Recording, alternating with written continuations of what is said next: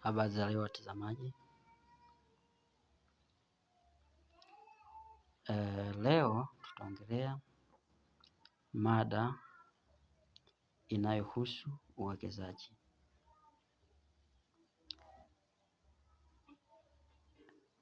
Tuna uwekezaji mbalimbali.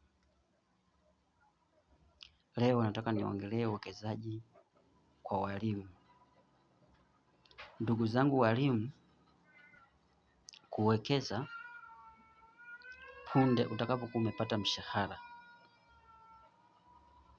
Kuna vitu viwili tu vya kuwekeza.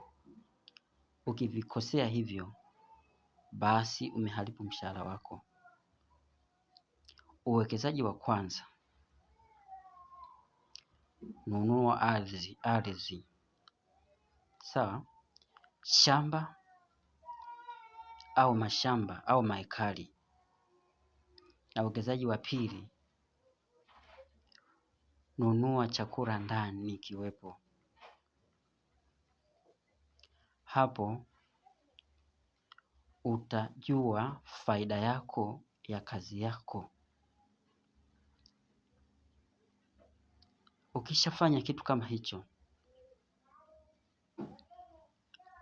utapiga hatua.